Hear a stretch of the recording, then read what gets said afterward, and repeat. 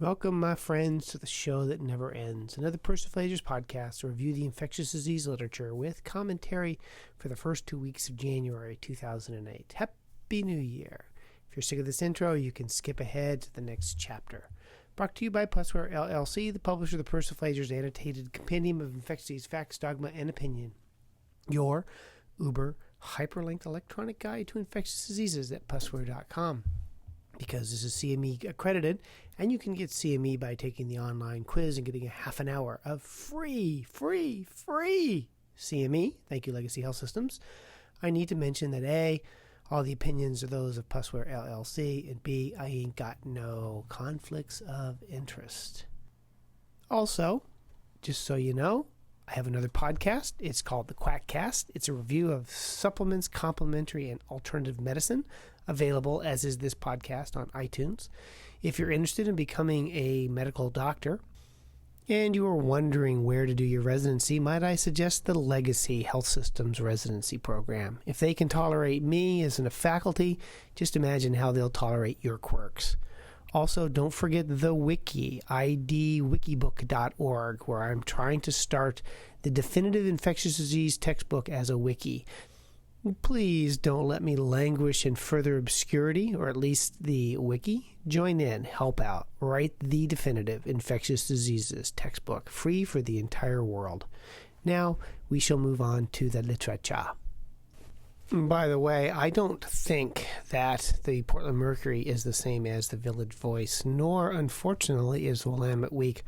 I don't think we really have an equivalent of the Village Voice here in tree-hugging Pinko, Portland, and thank you very much for the belly laugh. The first study falls under the category of no good deed goes unpublished. That should probably be unpunished, as they all get published. This was in Clinics of Infectious Diseases, and it looked at tenofovir-associated renal function and compared patients who are on tenofovir versus a protease inhibitor versus tenofovir versus a reverse transcriptase inhibitor. It's long been known that tenofovir has renal problems, just like cidofovir. It's the same class of agent, an acyclic nucleoside phosphonate, for those of you who are keeping score. And those patients who are on long-term combination of tenofovir and protease inhibitors, especially ritonavir-based boosting therapies, had over a 24-week period a decrease in their creatinine clearance of about 15%. Now, it wasn't much in normal people, but if you were to extrapolate this out the lifetime of the patient, this could lead to long-term renal problems. They postulate, and I quote here, "The mechanism is a drug-drug interaction at the level of the renal proximal tubular cell, whereby PI/R-based therapies inhibit tenofovir efflux, resulting in a greater intracellular accumulation. Moreover, genetic polymorphisms in renal cell transporters may modify the risk." You're getting sleepy. So anyway, if you have a patient on tenofovir, it might be better to go with a non-nucleoside reverse transcriptase inhibitor-based therapy, especially if they have anything wonky with their kidneys. So why do people die? One of those sad facts in life is we all do. But why does one person die of one infection and another not? Well, it's increasingly clear that predisposition and clinical course to various infections is dependent upon your genes. Not your Levi's, but your genetic code. This study was published in Clinics of Infectious Diseases and looked at a series of patients in Utah. For some strange reason, there's a lot of well-described genealogy records in Utah. And they looked at the genealogy of 4,800 people who died of influenza, and if you were closely related to someone who had flu, you were much more likely to have died from flu yourself. Now, there's exposure issues here, since firstborn children are going to be more likely near their parents than a distant cousin. But nonetheless, it was interesting that showed that if you were to die of influenza, that there's probably a genetic predisposition to that.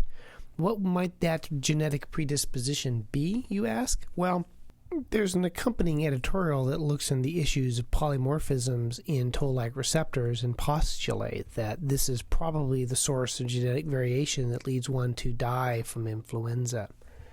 Also of interest is this month's Journal of Infectious Diseases, which has a similar article, however, it relates to roundworms and the genetic predisposition here. They point out that humans differ by over 12 million single nucleotide polymorphisms, but also have extensive variations in the numbers of copies of genes. So these genetic polymorphisms influence susceptibility to diseases like infections and cancer, etc. That's more or less a quote from the editorial. I bet in the future, if we haven't destroyed the environment of the planet or nuked ourselves, that someday we'll be able to put the genetic code of patients on a chip like we do with HIV, determine what polymorphisms are present, and be able to tell patient why you have herpes, why their mother died of influenza, why you have cancer, and I don't. The future is in genetics, I suppose. So it may be that you're predestined to die of influenza. It's a shame that the disease is not preventable. It is? Oh yeah, there's a vaccine. And as usual, the studies indicate that we do a crappy job of being vaccinated if we're in the healthcare profession. There are two examples of this in the literature this month. The first one is published in the journal Infection Control and Hospital Epidemiology that looked at influenza vaccine rates and registered nurses and their ability to learn from their environment. Here's what's depressing is that while 90% of nurses said that they'd been educated as to the influenza vaccine, only 60% said they were going to get the vaccine, and when they took a quiz, only 10% could answer more than 85% of the questions about the influenza vaccine. Stupidity abounds still as to whether or not you should get the vaccine, and there's a nice podcast at quackcast.com that talks about this issue. This is typical data across the board, as was shown in the clinics of infectious diseases, where they polled nearly 1,000 infectious disease doctors about the compliance with influenza vaccine in their institutions, and they found that the success rate of vaccinating healthcare providers and hospitals varies between 40 and 60%. So here's the question. Does anybody surprised by the recent report that the United States is dead last in preventing illnesses that can kill our patients when we can't even get something as simple as the influenza vaccine for ourselves? Is it no wonder that the reason the United States is second to none in healthcare is that we're dead last, with emphasis here on the word dead. What does antibiotic resistance do to influenza? Well, this is a study that was published in Emerging Infectious Diseases and compared patients with amantadine-resistant influenza to patients who had amantadine-susceptible influenza. Some ferret models had evidently shown that amantadine-resistant strains had increased virulence. Often, when organisms become resistant, they develop decreased virulence because of the metabolic demands of resistance. In this case, for good or ill, amantadine resistance seemed to have conferred neither an increase nor decrease in the virulence of influenza A.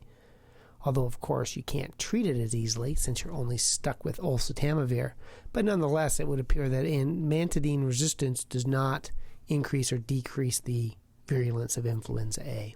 One of the issues is the cause of schizophrenia and psychoses. And there's been some interesting literature over the years about viral infections predisposing or causing various and sundry psychoses. One of those viruses has been the Bornavirus, which is filled with these annoying puns about born again. This article was published in the American Journal of Psychiatry and looked in Sweden at children who had either mumps virus or CMV as a child, and found that if you had mumps as a child, your risk of non-effective psychoses was increased threefold, whereas if you had cytomegalovirus, your risk went up by 16-fold. Now, association is not causality, but certainly both of these viruses are able to infect and affect the brain. So it's not without biologic plausibility that if you are exposed to a virus at a prime time in your life, it might alter your brain anatomy such that you are more likely to have psychoses in later life. But in the end, all disease is either genetic, traumatic, or infectious. Of course, there's no shortage of reasons to hate cytomegalovirus, be it as a cause of psychosis or disease in transplant patients. This study looked at valganciclovir in the treatment of CMV and solid organ transplants out of Spain and found that as a preventative, it was excellent. It was not so good for therapy when compared to intravenous ganciclovir, but this study was an observational, not a randomized controlled trial for the treatment of CMV. But based on the data in this particular study, I would say that treating patients with CMV disease is best done with intravenous ganciclovir up front, but that if you're trying to prevent CMV disease in transplant patients, oral valganciclovir is a reasonable alternative in solid organ transplant patients. I've often wondered why people go into any specialty but infectious diseases, probably mostly because they want to get paid. But this was the type of study that I just find cool. Now, most of you have maybe heard of the GB virus. GB does not stand for gallbladder. That's the name of the virus. And in HIV patients who are co-infected with GB virus, they have a marked decrease in the progression of their HIV disease. Concomitant infection with GB virus is protective for HIV. And it turns out in this study it's also protective for the development of cirrhosis if you're co-infected with hepatitis C and HIV. So somehow we have to figure out a way to get patients who have HIV or hepatitis C infected with this virus, because we can then decrease the progression of both of their diseases. There may be a Nobel Prize in it for someone, because you may or may not remember one of the first Nobel Prizes was the use of malaria, which caused high fever in patients, but the high fever subsequently cured a significant number of patients of their syphilis. So one infection curing another has gotten at least one Nobel in the world. We all know that HPV is associated with cervical cancer, but it's also associated with penile cancer. And in this study out of Italy, they found that the majority of patients who had penile cancer had papillomavirus type 16, which is in the vaccine. Now, even more interesting is they looked at the HPV 16 isolates and found that 8 of them were of European descent, and 10 of the strains were of a strain from Africa, America. It is hypothesized that this particular strain of HPV 16 is more oncogenic in Italy. So if you're an Italian male, I'd recommend against having sex in Asia, America, or Africa, or perhaps getting the vaccine before you travel there. But the nice thing about the vaccine in men is you really don't need it, because amputation is such an easy therapy. I always lose track. What are we supposed to be afraid of now? It used to be bioterrorism, and then it was the terrorists, and now I forget what I'm supposed. Chinese leaded paint? I don't remember. Anyway, to smallpox. Someday we'll have to be afraid of smallpox again. This study was published in Clinics of Infectious Diseases and looked at how long vaccinia persists in vaccination sites. They did both culture, PCR, and antigen detection and found that for at least 3 weeks after vaccination, you can isolate smallpox from the vaccination site. This is important if you happen to live with an immunocompetent patient with bad skin disease and you've gotten the vaccine. You need to be careful about shedding onto them. That's shedding, shedding. A curiosity as we move up the evolutionary tree concerns babesia, and a report in Clinical Infectious Diseases of 2 patients who had low levels of babesiosis and presented with fevers and splenic infarcts. I find this curious report because over the years I've seen febrile patients with splenic infarcts and have had negative blood cultures, and I couldn't prove endocarditis. So this may be seen more often than I was aware. But next time I get a febrile patient with splenic infarcts, I'm going to look for babesia. They note in this study that malaria is also associated with splenic infarcts, and that the Syrian hamster, when you infect it with babesia, also gets splenic infarcts. So it is not without biologic plausibility outside of humans as well. Cats, the other white meat, as I'm sure I've said before. But the problem with cats is they're good vectors of infection. Plus they kill several billion native birds a year. We shouldn't have cats on this continent. But they also can spread cat scratch fever, aka Ted Nugent's disease. And the problem with Bartonella is that when a cat gets infected with Bartonella, it can be Bartonella-remic for up to 33 weeks after infection. But the interesting thing that was in this study in emerging infections showed that the infection with one type of Bartonella in a cat does not give protection for subsequent infections with new strains. So just because your cat has had one episode of Bartonella doesn't mean it can't become reinfected with another strain and spread it onto you. The only sure way to make sure that your cat does not have a subsequent Bartonella infection is to cure the first one by autoclaving. What is the best treatment for MRSA? I don't know. What's the best treatment for vancomycin-resistant enterococcus? I don't know. This study looked at the treatment of VRE, vancomycin-resistant enterococcus, and compared those who got quinipristin, dalfopristin, i.e. Synarcid, or linezolid, i.e. Zyvox. The first thing I note is the title of this study, which is Impact of More Potent Antibiotics, Quinipristin, Dalfopristin, and Linezolid on Outcome Measure of Patients with Vancomycin-Resistant Enterococcus Bacteremia. And I always say that the only thing that has 100% sensitivity and specificity for noting that the speaker knows nothing about the treatment of antibiotics is if they use the words strong, big gun, powerful, or potent in terms of antibiotics, since I still think these are primarily marketing terms. Be that as it may, they looked at mortality in patients receiving these two agents and found basically no difference in the two when they had VRE in their blood. There was a slight decrease in the linezolid group in terms of mortality, but the linezolid group was also less sick as determined by a lower Apache score. Also in this study, the sooner the blood culture popped positive for enterococcus, the poorer the outcome.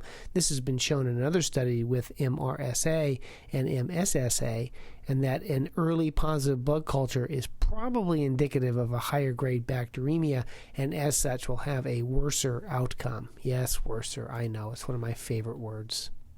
But the ongoing theme of this podcast is that resistance is increasing and the efficacy of our antibiotics is decreasing, and we are slowly but surely sliding into the post-antibiotic era. However, the bright side, as alluded to earlier in this podcast, is that climate change or nuclear weapons may make this all a moot point. There's this thing in good restaurants that they are not serving the pork as well cooked as they used to. I went to a very nice restaurant on the Oregon coast, and they served me a pork loin that was rare. One of the few times I've sent my meat back, and that was probably a good idea. And that I'm not particularly worried about trichinosis, but I am perhaps worried about Streptococcus suis. There's an interesting letter to the editor in Emerging Infections of a person who got meningitis due to Streptococcus suis after eating raw pork. Now, Strep suis is a commensal of swine, and it's commonly found in patients who either handle swine or eat swine, farm workers, butchers, slaughterhouse workers, and or politicians. Most Strep suis is easily treated with beta-lactams, but it is one of the streptococci one needs to worry about when people are having intimate contact with pork. Now, this is probably the most important, or at least the most practical article in this week's podcast. This article was in Clinical Infectious Diseases and concerned the issue of what to do when you pull a catheter and the catheter is positive by the Mackey method, the old semi-quantitative cultures, but the blood cultures are negative. Now, all these patients had Staph aureus colonization of their catheter, and the interesting thing is that almost a quarter of them, 24%, had a subsequent Staph aureus bacteremia if they were not treated with antibiotics. If they received antibiotics within 24 hours after the colonized catheter was removed, they had an 83% reduction in the incidence of subsequent bacteremia. Now, this study needs to be replicated, but if you have someone and you pull their catheter and it grows Staph aureus but their blood cultures are negative, it probably behooves you to give them a course of antibiotics. Now, they refer in this article to an article that I had not read from Clinical Microbiology and Infection that also had similar results, in that patients who had a colonized catheter had a 39% chance of developing bacteremia in the next 12 weeks, and that antibiotic therapy was associated with, in this study, with a 91% reduction in the incidence of subsequent Staph aureus bacteremia. Now, which antibiotic and how long? Well, obviously an anti-staphylococcal drug, but how long they need to be treated needs to be the subject of a clinical trial. But the take-home message is, if you have a central catheter that's colonized with Staph aureus and negative blood cultures, they should get treated to prevent subsequent Staph aureus bacteremia. I'm sure there are people out there going, well, duh, but it just shows you how hard it is to keep up in a subspecialty, much less all of internal medicine. One of the ongoing issues you get in infection control is that people don't want to change practice even though when it's bad. Oh, I've been doing this way forever and I don't have any problems. Well, there's this plastic surgeon who was routinely doing vein sclerotherapy. Now, it says in the report that he didn't wash his hands and didn't use gloves and didn't use a mask except between patients when he used an alcohol gel. And he became an asymptomatic carrier of group A strep, and suddenly he had an outbreak of necrotizing fasciitis and cellulitis in his patients. Now just think about it.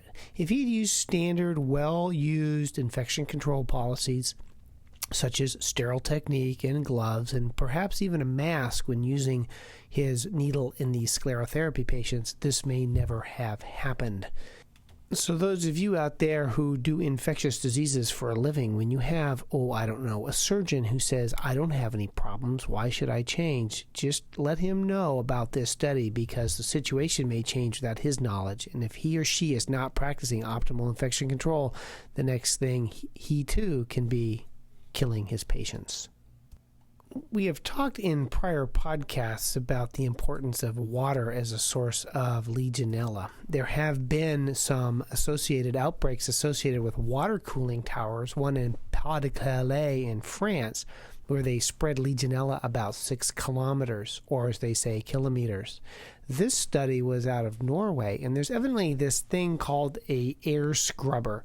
They spray warm water into air, and it precipitates out the particles, and then they jet this warm water out into the environment.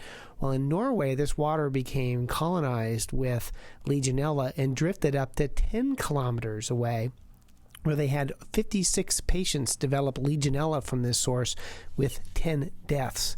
Now, we've talked about Legionella from fountains, and we've talked about Legionella from bad weather. Now you have to add cooling towers and air scrubbers to your lists of exposures where people get warm water sprayed into the environment and subsequent infections. So as we maybe shift back to nuclear power as more green and a renewable resource, maybe we can expect to see downwind not only thyroid cancers, but Legionella as well. And this still is one of the reasons why infectious diseases is the coolest subspecialty in all of medicine. Cardiologists don't get to come up with stuff like this, nor gastroenterologists or neurologists. It's just cool.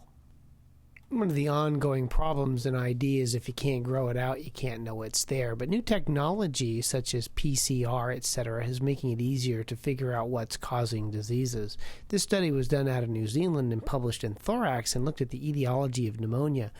Using modern technology, they were able to get an etiology in 58% of patients. Of these, 45, or about 25%, had mixed bacterial and viral infections, and another 29% had a viral infection.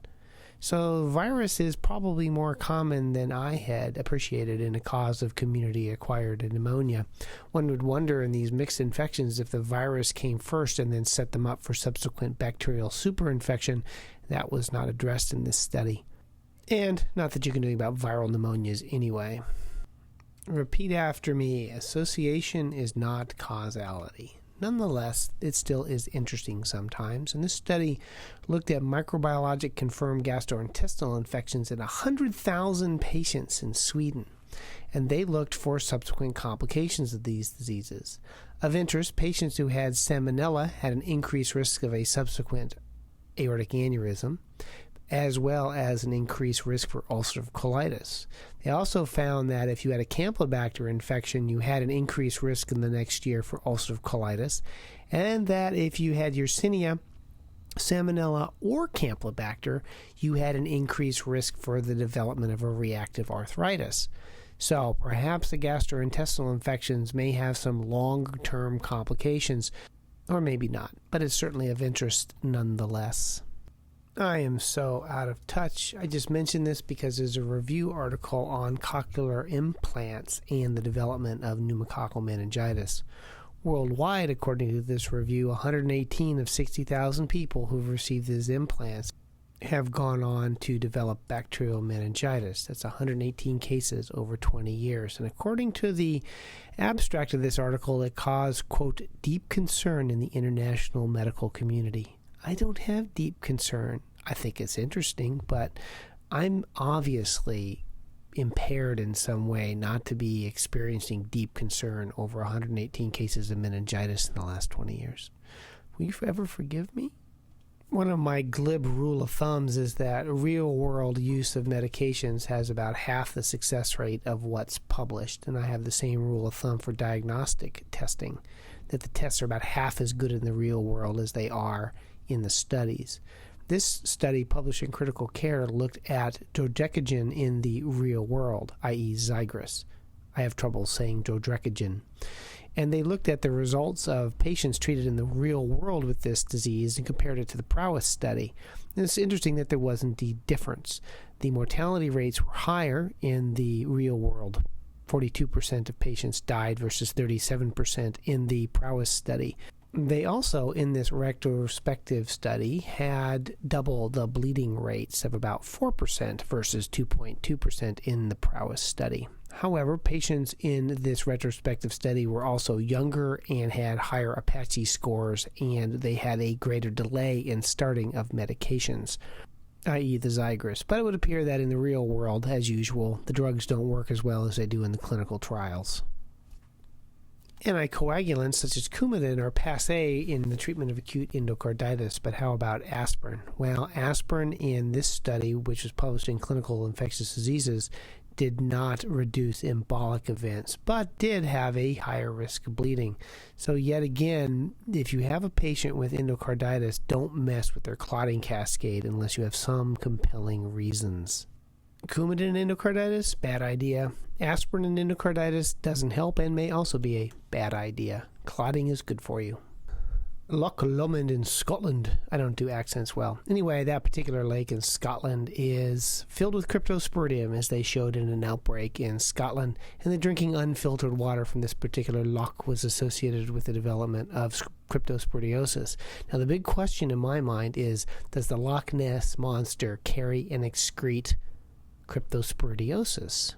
I think it's under-recognized that imaginary creatures may be a source of diarrhea, such as Bigfoot causing cryptosporidiosis, or Nessie, or the others. So bear that in mind next time you have a patient with cryptosporidiosis. Maybe they got it from something imaginary. Finally, and depressingly, a study that looked at the institution of hand alcohol gels in an ICU. They looked at 1,800 minutes of observation for looking at opportunities for hand hygiene and found that the use of the gel increased the compliance with hand hygiene. The depressing thing in this study is it did not show a decrease in nosocomial infections in this ICU. Other things that were associated with increasing numbers of microbes on your hands included long fingernails, wearing rings, and lack of access to the hand gel. So it's safe to say that using the alcohol-based hand gel increases adherence and decreases the amount of bacteria on your hands. In our institution, since we've introduced alcohol gel and compliance has gone up, there's been a slow but steady decrease in hospital-acquired infections, but this would appear not to be the be-all, end-all that one would hope. 28:50. I'm keeping within my guarantee of half an hour for each podcast. So that ends this podcast, the Persiflagers podcast. Review the infectious disease literature with commentary. References are online and also available on the website. CME accredited. Now that you've listened to this, take the online quiz, get a half an hour free CME. Thank you, Legacy Health System. Brought to you, as always, by Pusware LLC, publisher of the Persiflager's Annotated Compendium of Infectious Facts, Dogma, and Opinion, your Uber hyperlinked electronic guide to infectious diseases at Pusware.com.